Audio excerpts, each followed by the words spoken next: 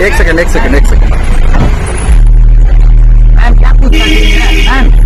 Ma'am क्या पूछताछ हुई है? Ma'am ma'am IAS Sanjeev Hans की पत्नी को मनी लॉन्ड्रिंग केस में ईडी ऑफिस बुलाया गया था। पटना के ईडी ऑफिस पहुंचे भी, मगर जब वह बाहर निकले तो मीडिया के सवालों से बचते हुए ही नज़र नहीं आए। कुछ भी बोलने से इनकार कर दिए और साथ ही जिस प्रकार से चेहरे पर मास्क लगा हुआ होगा वो चीज़ें तो दिखी ही, साथ ही बार बार मीडिया के सवालों के जवाबों को भी अनदेखा करके और वह निकल गए। यानी कि समझ सकते हैं कि आईएएस संजीव हंस तो अभी जेल में हैं, मगर उनके वकील ईडी ऑफिस आए थे उनकी पत्नी के साथ। उसके बाद जब जांच हो रही थी उसके बाद तो उनके वकील साहब क्या कुछ कहते हैं, जिस प्रकार से बातचीत में वह साफ तौर से कई बातों से इनकार कर रहे थे कि अभी जांच का विषय है, मगर ये बेबुनियाद आरोप है, और भी कई बातें जो उनके वकील साहब बता रहे थे।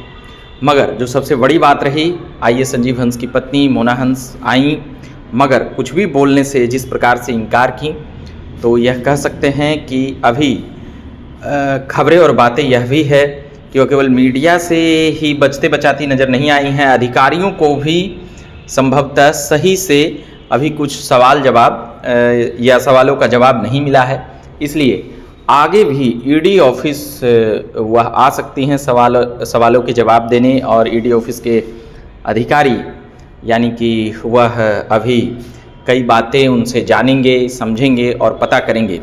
जिस प्रकार से जानकारी मिल रही है कि अभी भी ईडी के अधिकारियों को पूरी बातें अभी जानकारी नहीं मिली है, मगर वह अभी और आएंगे और पूरी बातें सुनते उनके वकील क्या कुछ कह रहे हैं। उनकी पत्नी को यहाँ क्यों बुलाया गया है? पूछताछ के लिए उनको बुलाया गया। और किन किन लोगों को बुलाया गया? मुझे उसकी जानकारी नहीं है। केवल संजीव हंस जी उनको बुलाया गया और लोगों को भी बुलाया गया होगा, उनकी जानकारी मुझे नहीं। को बुलाया गया है? नहीं, मुझे इसका आइडिया नहीं है अभी। वैसे इस केस से उनका कोई लेना देना नहीं है, और जो ईडी का केस है इसमें अभी तक कोई भी चीज़ ऐसी नहीं निकल कर आई है जिससे उनका रोल उसमें स्टैब्लिश होता हो। 60 करोड़ रुपए का है। नहीं, वो सब झूठा है, सब बेबुनियाद है। ऐसी कोई भी चीज़ ना रिकवर हुई है, ना ऐसा कोई चीज़ अभी तक ईडी के जो भी कोर्ट में उन्होंने फाइल किया है उसमें कहीं भी ये कोई जिक्र आया है। 70 खाते की बातें आ रही हैं। उसके बारे में मुझे जानकारी नहीं। वो बात मतलब जब तक इंक्वायरी जो कोर्ट में अब तक इनके रिप्लाई और फाइल हुए हैं उसमें कहीं भी ये जिक्र नहीं आया है। संजीव हंस और गुलाब यादव के साथ में भी प्रॉपर्टी और ये तमाम चीजें नहीं, उनके नाम पे कोई भी प्रॉपर्टी नहीं है, नहीं ऐसी कोई प्रॉपर्टी का ईडी ने अभी तक चिन्हित करी है। नहीं चाहिए।